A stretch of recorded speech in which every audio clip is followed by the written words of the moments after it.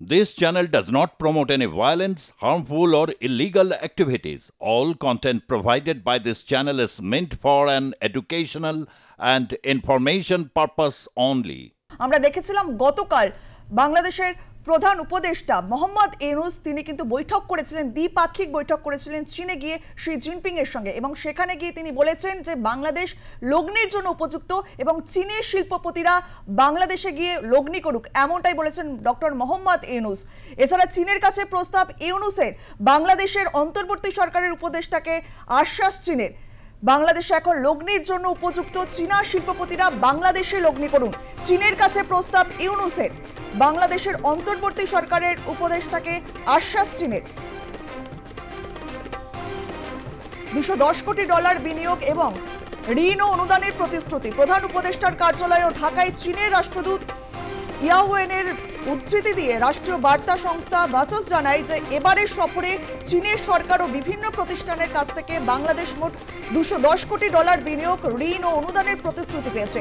30টি চীনা প্রতিষ্ঠান বাংলাদেশে চীনের বিশেষ শিল্প অর্থনৈতিক অঞ্চলে $100 কোটি বিনিয়োগের অঙ্গীকার করেছে। আর এই বিষয়ে আমরা কথা বলবো, নিউজ রুম থেকে রয়েছে আমাদের প্রতিনিধি সুচারু মিত্র। সুচারু, লগ্নির লোভ দেখিয়ে বাংলাদেশকে গিলতে চাইছে চীন। দেখো, একদম তাই। ডক্টর ইউনূস 4 দিনের এই চীন সফরে গিয়েছিলেন। আসলে আমরা আগেই বলেছি যে ভুড়ি ভুড়ি ব্যবসা আনতে এবং একেবারে কিভাবে ব্যবসা আনা যায়। চীনও আবার বলেছে যে বাংলাদেশের অর্থনৈতিক জোনে, ইকোনমিক জোনে তারা ভালো রকম বিনিয়োগ করবে, এই আশ্বাস নিয়ে ভাবে গদগদ হয়ে সংস্কারকে সামনে রেখে ডক্টর ইউনূস দেশে ফিরছেন। ফলে এই মুহূর্তে দাঁড়িয়ে যে পরিস্থিতি রয়েছে, যেখানে বাংলাদেশের বিভিন্ন রাজনৈতিক শক্তি তারা বলছে আগে সংস্কার নয়, আগে নির্বাচনের দিনক্ষণ ঠিক হোক, রূপরেখা ঠিক করে দেওয়া হোক, নির্বাচিত সরকার এলে বাংলাদেশে শান্তি বজায় থাকবে, স্থিতাবস্থা বজায় থাকবে, অর্থনৈতিক সাম্য থাকবে, সামাজিক সোশ্যাল স্ট্রাকচার আবার আগের মতো ফিরে আসবে। সেই সব পুনর্গঠনের চিন্তাভাবনা নেই। আসলে কি চীন চাইছে বাংলাদেশকে গিলে নিতে? এটাই $1 মিলিয়ন প্রশ্ন। আর এই প্রশ্ন নিয়েই আমরা যাব আমাদের এডিটর ইন চিফ সুজিত চট্টোপাধ্যায়ের ব্যাখ্যা বিশ্লেষণে আমরা জানবার চেষ্টা করব। বলছি, ইউনূসও চলে গেলেন 4 দিনের সফরে, দ্বিপাক্ষিক বৈঠক হলো, চীনের ছোট বড় কোম্পানির সিইওদের সঙ্গে, প্রায় 11টা প্রতিষ্ঠান, তাদের সঙ্গে বৈঠক হলো। এবং শুধু সেখানেই শেষ নয়, বৈঠকে বলেছেন যে আপনারা আসুন, বিনিয়োগ করুন, বাংলাদেশ প্রস্তুত চীনের জন্য। চীনও বলেছে বাংলাদেশের ইকোনমিক জোনে তারা বিরাট বড় বিনিয়োগ করবেন। কি বলবেন, চীন কি এবার আস্তে আস্তে বাংলাদেশকে গিলে ফেললো নাকি? সেদিকে ইঙ্গিত আছে। আমি এই প্রশ্নটা যেটা বললে যে অর্থনৈতিক করিডর, সেখানে তারা বিনিয়োগ করবে, কথাটা আরেকবার একটু স্ট্রেস দিয়ে এটাই বলতে চাই। এই অর্থনৈতিক করিডরটাতে শি জিনপিং চেয়েছে, বলছে যে ওটা চীনারা ওই অর্থনৈতিক, ওটা চাইনিজ ইকোনমিক করিডর হবে, বাংলাদেশের মধ্য দিয়ে যাবে। চাইনিজ ইকোনমিক করিডর হবে, বাংলাদেশের মধ্য দিয়ে যাবে, ঠিক যেরকমভাবে হচ্ছে বালুচিস্তানের মধ্য দিয়ে গাদার বন্দরে যে গেছে, সেখানে যে ঘটনাগুলো ঘটছে, প্রচুর চাইনিজ ইঞ্জিনিয়ার ওখানে মারা গেছে। ফলে পশ্চিমে চীন বিরাট ধাক্কা খেয়েছে, ফলে পূবের দিকে মুখ ফিরিয়েছে। আর ঠিক সেই সুযোগটাকে কাজে লাগাতে চেয়েছেন ডক্টর ইউনূস, কেননা তার কাছে তো বিশেষ কোনো লক্ষ্য নেই, তিনি সংস্কারের লক্ষ্য নিয়ে এগোচ্ছেন। সংস্কার, একটা মানুষ যখন জন্মায় এবং মানুষ যখন মারা যায়, তার মধ্যবর্তী সময়ের মধ্যে দিয়ে বিভিন্ন সংস্কারের পর্যায়ে চলতে পারে, ঠিক তেমনিভাবে রাষ্ট্রের ক্ষেত্রেও এটা হতে পারে। সুতরাং এটার মধ্যে কিছু বিষয় নেই। কিন্তু কতগুলো তথ্য পরিষ্কারভাবে যদি বলা যায় যে চীন সাথে মোট 9টা চুক্তি হয়েছে, টোটাল 9খানা চুক্তি হয়েছে। এই চুক্তির মধ্যে $2.1 বিলিয়ন, আবারও একটু বলে দিই, $2.1 বিলিয়ন তারা বিনিয়োগ করতে সম্মত হয়েছে। এর মধ্যে আছে ইনভেস্টমেন্ট, অর্থাৎ বাংলাদেশে বিনিয়োগ, কিছু আছে গ্র্যান্ট মানে ওই ডক্টরেট পাচ্ছেন যে ইউনিভার্সিটি, বেজিং ইউনিভার্সিটি বাংলাদেশে বিভিন্ন ইউনিভার্সিটি একটা হাসপাতাল করে দেবে বলেছে, এগুলোর ক্ষেত্রে গ্র্যান্ট দেবে।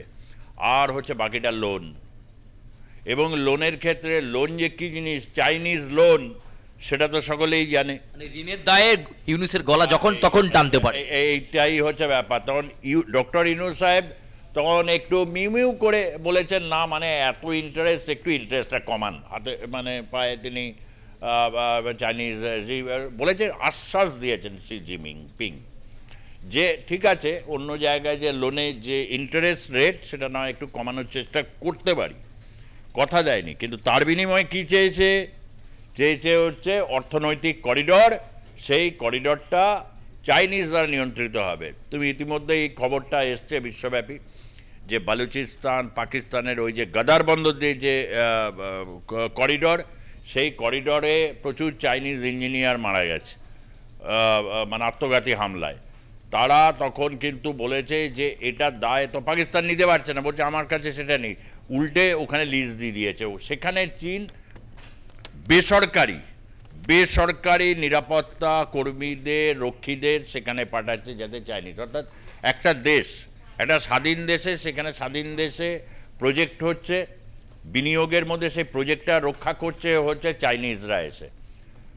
আচ্ছা সুচারু, ঠিক তার আগে ভারত বিদ্বেষের সময় যারা এই চীনের হয়ে করব, চীনের সাথে চোখে চোখ রেখে কথা বলবো কি না, সেটা তো আজকে এই তথ্যগুলো যেগুলো বললাম সেটার দিকে ইঙ্গিত দিচ্ছে।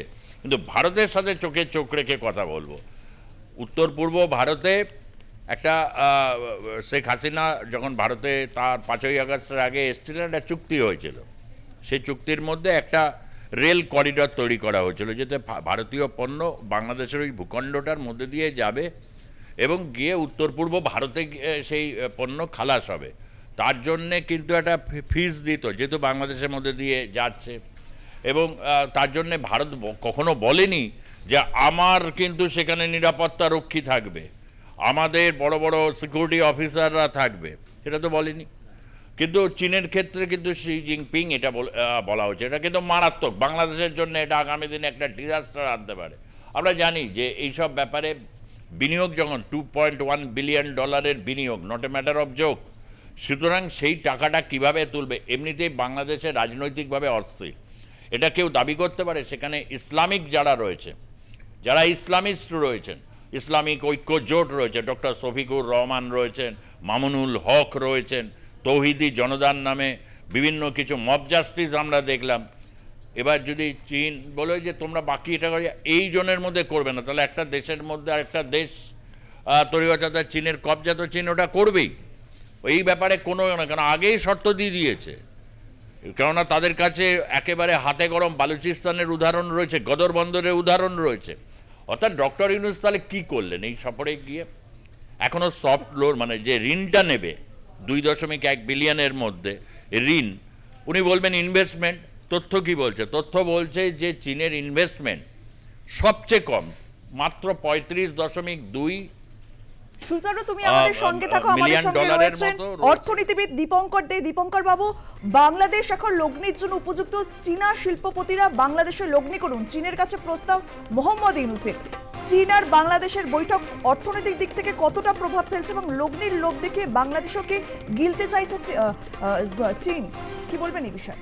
দেখুন, গত প্রায় 10-20 বছর ধরে, 15 বছর ধরে চীন কিন্তু বাংলাদেশে প্রচুর লগ্নি করেছে। বাংলাদেশে যতগুলো বড় বড় প্রজেক্ট হয়েছে, পদ্মা সেতু থেকে শুরু করে, সেগুলো সব চীনের অর্থনৈতিক কি বলে সাহায্যে, রাইট? চীন, বাংলাদেশ কিন্তু চীনের BRI প্রকল্পে একজন অংশীদার, এগুলো বুঝতে হবে। এবং আজকে চীনের প্রতি বাংলাদেশের যে আহ্বানটা, সেটা নতুন কিছু নয়।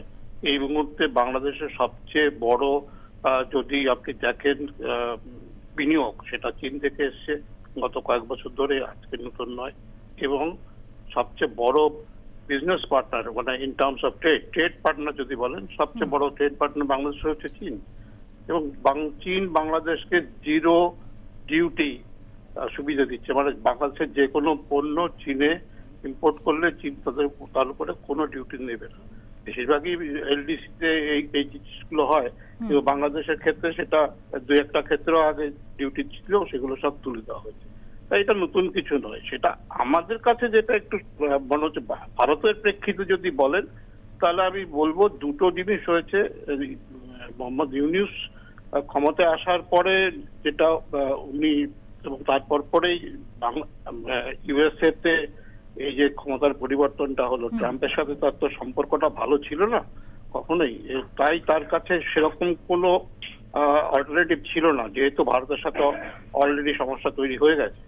তাই তার কাছে চীনের সাথে আরো বেশি ঘনিষ্ঠ হওয়া ছাড়া আর কোনো মানে অল্টারনেটিভ নেই। সেই ক্ষেত্রে দেখবেন তার এই যে গত 2-3 দিনের চীন সফরটা, সেই দিক থেকে বাংলাদেশের পক্ষে ভারতের জন্য একটা বড় খবর আছে, একটা মেসেজ তারা পাঠাতে পেরেছে ভারতকে। দ্বিতীয়ত মঙ্গলা পোর্ট যেটাতে ভারত একসময় কিছুটা টাকা সাহায্য করেছিল, সেটা মোটামুটি মনে হচ্ছে চীনকে হস্তান্তর করতে চাইছে বাংলাদেশ, সেরকম একটা যতটুকু আমি খবর পেয়েছি।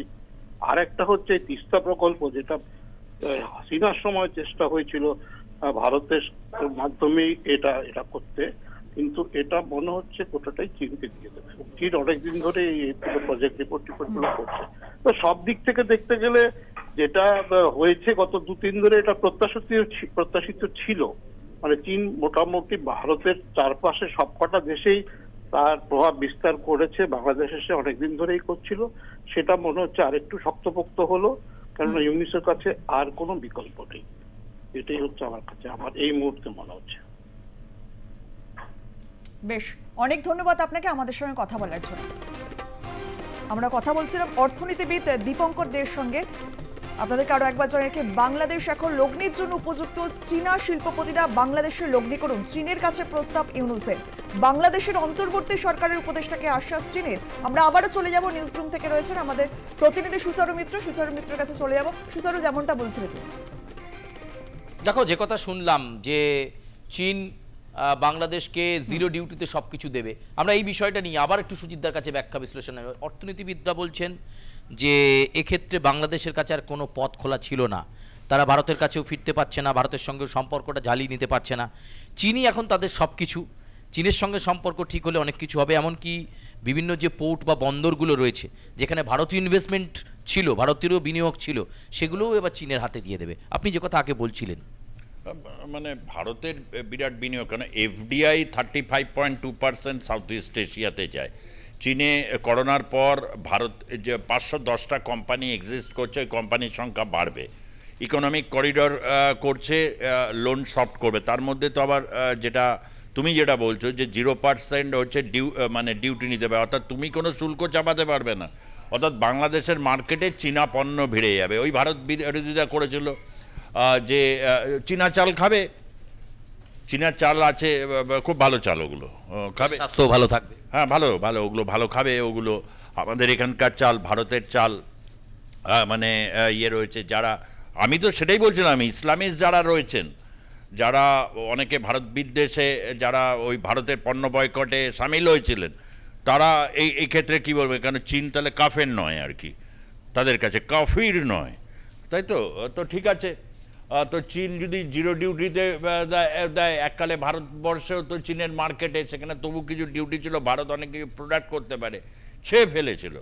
ফলে বাংলাদেশে ওই ডোল চীনের উপর, ওই চীন ডোল দেবে, চীন গ্র্যান্ড দেবে, চীন প্রযুক্তিতে করবে, কিন্তু সবই দিয়ে দেবে, কিন্তু চীনের মাঝখান দিয়ে যে ইকোনমিক করিডরটা হবে সেটা বাংলাদেশের নিয়ন্ত্রণে থাকবে না, চীনের নিয়ন্ত্রণে থাকবে, পুরোটাই চীনের নিয়ন্ত্রণে থাকবে। এটার নাম নাকি দ্বিতীয় স্বাধীনতা। 71-এর মুক্তিযুদ্ধের সময় স্বাধীনতা ছিল না, এটা দ্বিতীয় স্বাধীনতা। এটার নাম নাকি সংস্কার। এই বলে 5 বছর ভোট আটকে রাখবে। তো আগেই বলতে পারতো। শেখ হাসিনাও তো ওনার সাথে চীনে অনেকবার গেছে। জানিয়ে রাখি একটি গুরুত্বপূর্ণ তথ্য, 1975 সালে যখন মুক্তিযুদ্ধ তো বিরোধিতা করেছিল চীন, মানে বাংলাদেশকে 1975 সালে চীন স্বীকৃতি দেয় একটা দেশ হিসাবে। 71-এ দেয়নি, 72-এ সংবিধানের পদ দেয়নি, 73-এ দেয়নি, 74-এ দেয়নি, 75-এ দিয়েছে। আর 75-এই কি ঘটনা ঘটেছিল বাংলাদেশে আমরা জানি। অর্থাৎ অনেক দিন ধরে চীনের একটা নেক নজর রয়েছে বাংলাদেশের দিকে। দক্ষিণ পূর্ব এশিয়াতে যেহেতু চীন একদম দক্ষিণ পূর্ব এশিয়া ঘেঁষে রয়েছে, ফলে চীনকে নিয়ে সকলেই খুব ব্যতিব্যস্ত, ত্রস্ত থাকে। তার অন্য কোনো ব্যাপার না, সংস্কৃতি ব্যাপারে বা চীন তার যে দক্ষতা, কারিগরি, সেই সব ব্যাপারে কারোর কোনো প্রশ্ন নেই। প্রশ্নটা হচ্ছে তার অর্থনৈতিক আগ্রাসী মনোভাব। এইভাবে বিনা যুদ্ধে তারা একটা দেশকে কিভাবে নিয়ে নিতে হয়, একেবারে গিলে নিতে হয় ড্রাগনের মতো, সেটা অনেক ক্ষেত্রেই দেখা গেছে সব এর যে বালুচিস্তান প্রতিবাদ করছে, রক্তাক্ত সংঘর্ষের দিকে গেছে। ফলে বাংলাদেশে যদি আগামী দিনে এই শান্তি যদি ফেরানোর ক্ষেত্রে চীন এই ক্ষেত্রে তাদের সহায়ক হয়, তাহলে তো কিছু বলার নেই, সেটা তাদের দেশ, তারা বুঝবে। কিন্তু ভারত বিদ্বেষটা ছিল একটা যে বিরাট আছিলা, এর মাধ্যম দিয়ে চীন যে একটা ওখানে পথ প্রবেশ করেছে, সেটা কিন্তু আগস্ট বা সেপ্টেম্বরে অনেকেই কিন্তু বলতেন। শুধু আমেরিকা এই ক্ষেত্রে নয়, ডোনাল্ড লু, পিটার হাস, শুধু এরা নয়, এদের তৎপরতা অনেকটা ছিল, তার কারণে চীনের তৎপরতা তখন অত্যাধিক বৃদ্ধি ছিল। এখন এই জায়গা থেকে যেটা হলো, ভারতকে তারা আটকাবার জন্য, ভারতের বিদ্বেষ বা এসবের জন্য তারা নিজেরা ওখানে একটা তৈরি করতে পারবে। কিন্তু এটা আর যা কিছু হোক, দ্বিতীয় স্বাধীনতা কিনা বা এটা দ্বিতীয় মানে আবার একটা নতুনভাবে পরাধীনতার একটা দিকে তারা যাচ্ছে কি না, সেটা বাংলাদেশের মানুষ যত সময় গড়াবে বুঝতে পারবে। তবে এই সফর থেকে যেটা হচ্ছে যে হয়তো টাকা বা আশু কিছু সমস্যার সমাধান তারা করতে পারবে, কিছু দীর্ঘমেয়াদী 2.5-3 বছর, এবং যেটা করতে চাইবে ভোটটা তারা পেছোতে চাইবে, ভোটটা পেছোতে চাইবে। এতে একটা বিরাট ওখানে একটা পরিস্থিতি তৈরি হবে, বিএনপি এরা মানতে চাইবে না, তখন একটা জাতীয় সরকার তৈরি করে একটা ঠেকনা দেবার চেষ্টা করবে। কিন্তু যেটা সবচেয়ে দুর্ভাগ্যের হচ্ছে যে ভারতের সাথে, ভারত এটা বুঝতে পেরেই ভারত কিন্তু বেশি গা মাখামাখি করেনি। এটাও তো ভুললে চলবে না সুজিতদা, এই যে পদ্মা সেতু, বাংলাদেশের গর্ব, শেখ হাসিনার আমলে তৈরি হওয়া, এই পদ্মা সেতুর প্ল্যানিং, পরিকল্পনা, ডিজাইনিং সব কিছু চীনের, কাঁচা মাল কোথার? ভারতবর্ষের। তাহলে কোথাও এই চীনের সঙ্গে ঘেঁষতে গিয়ে বা যে পরিস্থিতি, ঋণের দায়ে এবার হয়তো পড়তে চলেছেন ডক্টর ইউনূস, যে কোনো দিন বাংলাদেশকে গিলে নেবে চীন, এরম পরিস্থিতিতে ভারতের অবস্থান কি হতে চলেছে? দেখো, ভারত আগেই বলছে 510টা কোম্পানি, আরও বেশি কোম্পানি ওখানে আসবে। ভারত আগেও সহায়তা দিয়েছে বিভিন্ন ক্ষেত্রে, আগামী দিনেও দেবে। তবে নিঃসন্দেহে যদি বিনা ডিউটিতে যদি চাইনিজ প্রোডাক্ট বাংলাদেশের মার্কেটে ঢোকে, তাহলে তার একটা প্রভাব ভারতীয় অর্থনীতিতে পড়বে, এবং সেটা তারা চাইছে। কিন্তু সেই প্রভাব কাটিয়ে ওঠার মতো ক্ষমতা ভারতীয় কোম্পানিগুলো রাখে, তার কারণ ভারতে একটা বৃহৎ বাজার রয়েছে এবং ভারতীয় প্রোডাক্ট অন্যান্য জায়গায় যাচ্ছে। দক্ষিণ পূর্ব এই দেশ তো না, কোন দেশে নেই এখন, ল্যাটিন আমেরিকা থেকে শুরু করে চায়না যেরকম সব প্রচুর পরিমাণে তারা আফ্রিকান দেশগুলোতে তারা ব্যবসা এবং বিনিয়োগ করেছে। আফ্রিকান দেশগুলোতে প্রোডাক্ট, সেখানেও চাইনিজ প্রোডাক্ট বেশি, এবং সবচেয়ে বড় কথা এফডিআই বিনিয়োগ কিন্তু ওখানে বেশি। সুতরাং যদি ফরেন ডিরেক্ট ইনভেস্টমেন্ট যেটা চায়না থেকে যাচ্ছে ওই সব দেশগুলোতে, আগামী সময় ভারত নিঃসন্দেহে একটা শক্তিশালী রাষ্ট্র হিসাবে সে তার বিকল্প বাজার তারা খুঁজে নেবে। এটাই বাণিজ্য যুদ্ধ।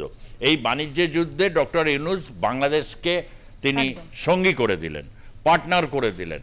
বাংলাদেশ যেসব উৎপাদন মানে তারা করছে, সেই জায়গাগুলোতে আগামী দিনে অনেক প্রোডাক্ট তাদের যাবে, এবং সেই উৎপাদনের সাথে তারা তাল মিলিয়ে আগামী দিনে অর্থনৈতিক করিডর, অর্থাৎ বাংলাদেশও একটা হচ্ছে তার এই প্রোডাক্ট সেরকম যাবে। ঠিক চীনে যেরকম পরিস্থিতি হচ্ছে, সেখানে জনগণের সাথে চীনের যে রাষ্ট্র, সে সম্পর্কগুলো আমরা খুব ভালো মতো কম বেশি জানি। এবং বাংলাদেশের মানুষের যে একটা প্রাণবন্ততা, উচ্ছ্বাস যেটা রয়েছে, যেটার মধ্যে একটা স্বাভাবিকত্ব ছিল, সেই স্বাভাবিকত্বের মধ্যে হয়তো বিরাট হেরফের না হলেও চীনের যে তারা প্রভাব বাড়বে, এবং সেই প্রভাবের কাছে ডক্টর ইউনূস তিনি তো আর কতদিন, কিন্তু ভবিষ্যৎ যে রাজনীতি বা ভবিষ্যৎ প্রজন্মকে এটাকে তাদেরকে ই করতে হবে। কেননা একবার অর্থনৈতিক করিডরে ইতিমধ্যে তোমাকে বলেছি প্রায় 9টা চুক্তি হয়েছে, সেই এখানে তারা সায় দিয়ে দিলে তার যে নিরাপত্তা ব্যবস্থা কি হবে, এবং এই নিরাপত্তা ব্যবস্থা আমেরিকা কি করে নেবে, তার কারণ আমেরিকান বিভিন্ন সেনা অফিসাররা কিন্তু বাংলাদেশের সেনাবাহিনী প্রধানের সাথে এই বিষয়টা তারাও কিন্তু বুঝতে পেরেছে, তারা কিন্তু সরাসরি সংযোগের মধ্যে রয়েছে। অর্থাৎ বাংলাদেশের আগামী দিন অর্থনীতি এবং রাজনীতি একটা তীব্র যে একটা প্রতিক্রিয়ার সামনে দাঁড়াতে চলেছে, এটা বলা যায়। একেবারে বাংলাদেশের অর্থনীতি কোন জায়গায় দাঁড়াচ্ছে এবং ডক্টর ইউনূস কোন অবস্থায় চীনের কাছে ছেড়ে দিয়ে যাচ্ছেন। আগামী দিনে বাংলাদেশের ভবিষ্যৎ কী হবে তার দিকে দেখতে হবে। চীন যখন তাদের করিডোর তৈরি করে ফেলবে, চীন যখন বাংলাদেশের উপর একটু একটু করে তাদের থাবা বসাতে শুরু করবে, ওই যে খানিকটা আগে বলা হলো যে গপ করে ড্রাগনের মতো গিলে নেওয়ার মতো পরিস্থিতি যখন আসবে, তখন বাংলাদেশ কি করবে? কারণ তাদের স্বাবলম্বী অর্থনীতি নেই, এটাই সবচেয়ে বড় প্রশ্ন। একদম, বাংলাদেশের অর্থনৈতিক অবস্থা কোন দিকে এগোয় সেদিকে আমাদের অবশ্যই নজর থাকবে। ধন্যবাদ সুচারু। 30টি চীনা প্রতিষ্ঠান বাংলাদেশে চীনের বিশেষ শিল্প অর্থনৈতিক অঞ্চলে $100 কোটি বিনিয়োগের অঙ্গীকার করেছে। আর চীন মোংলা বন্দর আধুনিক করার প্রকল্পে $40 কোটি, অর্থনৈতিক অঞ্চলের উন্নয়নে $35 কোটি ও প্রযুক্তি সহায়তা হিসেবে $15 কোটি প্রদানের পরিকল্পনা করেছে। বাকি অর্থ আসবে অনুদান ও অন্যান্য ঋণ সহায়তা হিসেবে।